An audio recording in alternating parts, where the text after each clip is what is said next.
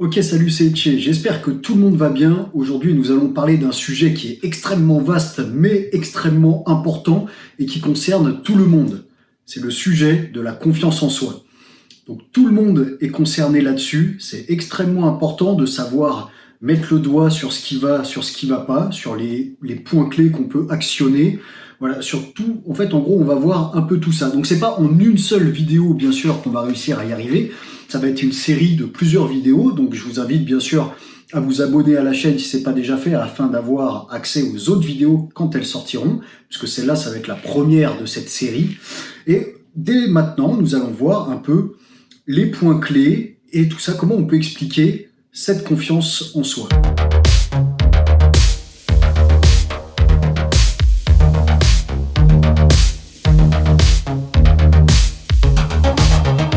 Alors tout d'abord, on va parler de la confiance. Qu'est-ce que c'est que la confiance? On sait que la confiance, c'est quelque chose qu'on ressent.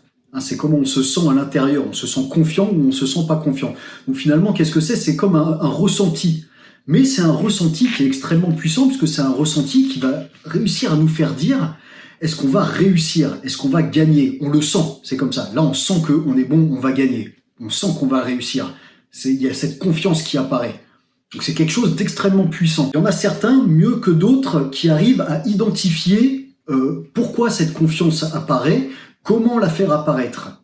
Okay, mais pour la plupart d'entre nous, c'est beaucoup plus compliqué. C'est-à-dire qu'on ne sait pas comment ça se fait qu'elle est là, on la ressent, mais on ne met pas le doigt dessus, on ne sait pas, tiens, elle est là parce que ci, parce que ça, pour ci, pour ça, voilà, on ne sait pas trop mettre le doigt dessus. Et encore pire, on ne sait pas à quel moment et pourquoi est-ce que cette confiance disparaît. Ce qu'on sait par contre, c'est que après un échec, on met plus ou moins de temps selon les personnes à reconstruire cette confiance qu'on avait en nous. Plus l'échec est grand, plus ça va être difficile de la reconstruire. Si je fais un échec parce que je fais la course contre un collègue et que je perds, ma confiance en moi, elle en prend un petit coup sur le moment, mais ça va pas durer. Okay, c'est rien du tout. Maintenant, je me suis entraîné pendant 3 mois sur un combat pour les championnats d'Europe. J'arrive au championnat d'Europe, je me prends KO au premier round. Là, c'est différent. Là, la confiance en soi va mettre beaucoup plus longtemps à se reconstruire parce que c'est à l'échelle de ce qui était attendu. Et là arrive le problème que cette perte de confiance en soi, alors que c'est qu'un ressenti, mais c'est comme une perte de capacité puisqu'elle influence beaucoup d'autres sensations. Elle peut donc influencer la motivation, l'énergie, la communication, voilà, tout un panel de sensations qui nous aident normalement à progresser, à nous élever, à être meilleurs. Ce manque de confiance en soi va venir les bloquer. Donc là, on pourrait bien sûr parler de la vie en général. Il faut avoir confiance en soi pour être heureux dans sa vie, pour réussir ses projets. Mais nous, là, ce qui nous intéresse, c'est vraiment de nous concentrer sur les athlètes, sur les sportifs. Et donc, chez les sportifs, cette confiance en soi est d'autant plus importante. C'est pour ça qu'il faut vraiment réussir à mettre le doigt dessus, à savoir quand elle apparaît, quand elle disparaît et comment la retrouver. Alors, bien sûr, le cerveau humain est extrêmement complexe. Du coup, il y a plusieurs hypothèses faites par des gens différents concernant l'estime de soi. Une de ces hypothèses, qui est d'André et Lelord, consiste à dire qu'il y a 3 piliers. Et vous allez voir que ces 3 piliers, vous allez vous reconnaître dedans. Okay, vous allez voir qu'il y a des trucs, sans même y faire attention, vous allez vous reconnaître là-dedans.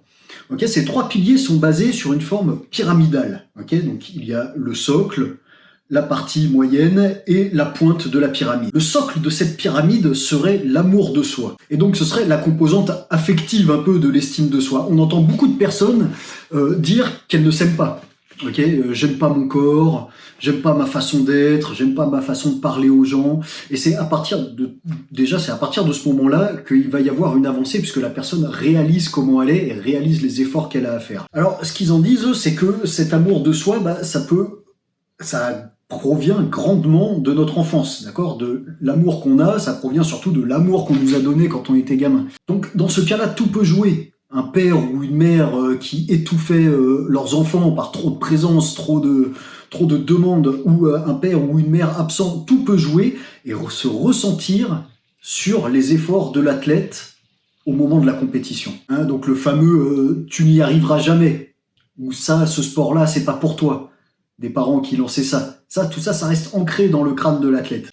Et pourtant, comme d'habitude, ce n'est pas le cas de tout le monde. Il y a bien sûr des athlètes qui ont été dévalorisés dans leur enfance, et ça n'a pas la même répercussion.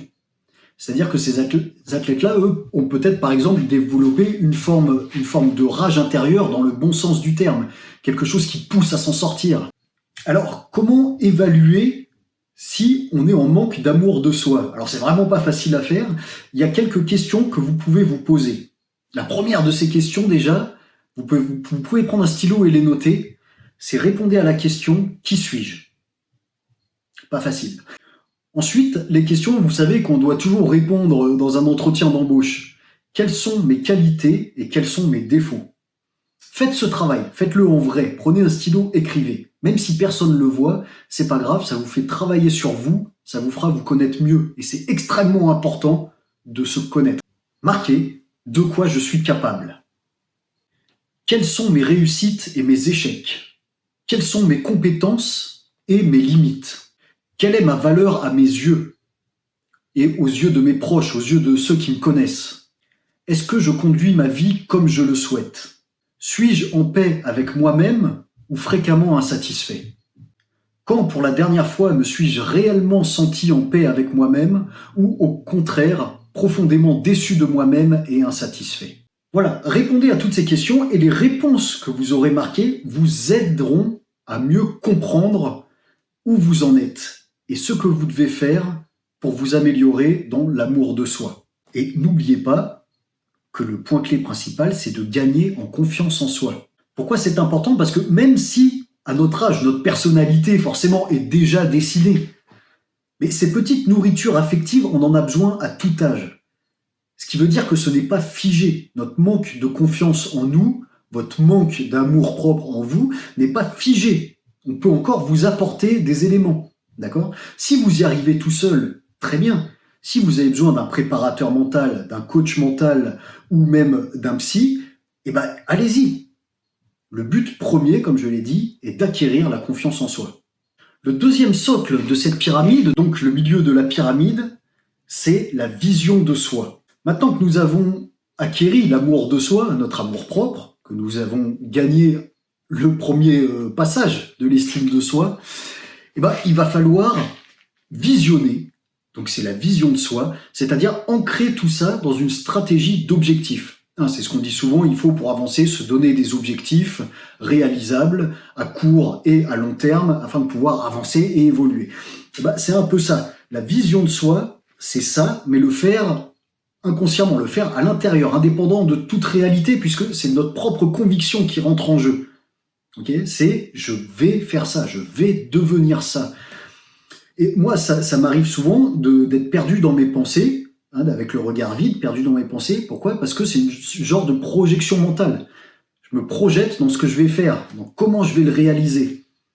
Voilà, tout ça, c'est la vision de soi. Le problème de cette vision de soi, écoutez bien ce que je suis en train de vous dire, je vous ai dit, c'est intérieur. C'est vous-même avec vous-même. Le problème de cette vision de soi, c'est qu'elle est très souvent orientée par des éléments extérieurs. Alors ça peut être la mode, ça peut être les fréquentations, voilà, tout ça. Mais on est tous pollués par ces trucs-là. Et on n'arrive pas à s'en sortir, surtout quand on est jeune. Pourquoi? Parce qu'on ne sait pas dire non. Alors que dire non, ça fait partie de l'estime de soi, savoir dire non. Okay, c'est simple. Ne pas suivre, ne pas être un mouton. Mais c'est très compliqué, pourquoi? Parce qu'on est pollué par ces trucs, parce que c'est la mode de faire tel jeu débile dans la cour de l'école, c'est la mode de porter tel type de vêtements, c'est la mode de faire tel genre d'action. On est entraîné par un groupe de potes à aller racketter le petit à lunettes, le petit gros à lunettes de la classe. Voilà, tous les trucs comme ça, c'est quelque chose, c'est pas vous ça.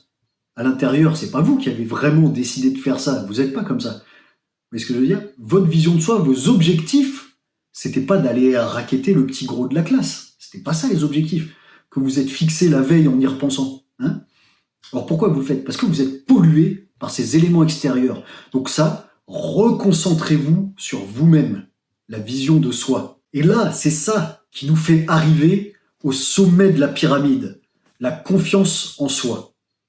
La confiance en soi, c'est le résultat de ces deux choses. C'est le résultat de l'amour de soi et de la vision de soi.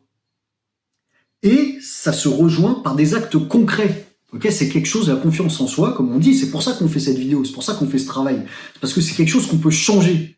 Vous pouvez changer, vous pouvez évoluer.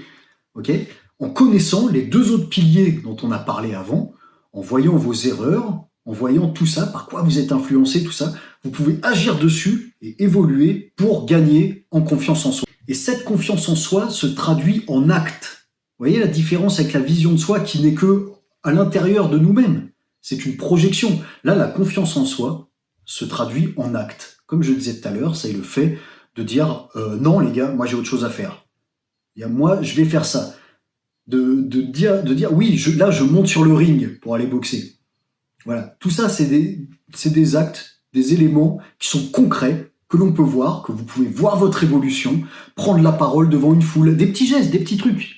Voilà, plein de petites choses qui peuvent vous bloquer, mais que vous allez acquérir petit à petit. Pourquoi? Parce que vous avez réussi à mettre le doigt dessus. Donc ça se fait pas comme ça. Hein, c'est pour ça que cette vidéo n'est pas, c'est du blabla, mais c'est pas inutile, parce que ça se fait pas comme ça. Vous mettez le doigt dessus et vous travaillez sur vous-même. C'est un travail. Oui, c'est un travail, mais qui est payant. Parce qu'après, comme je dis, on le voit avec des exemples concrets. Vous voyez votre évolution.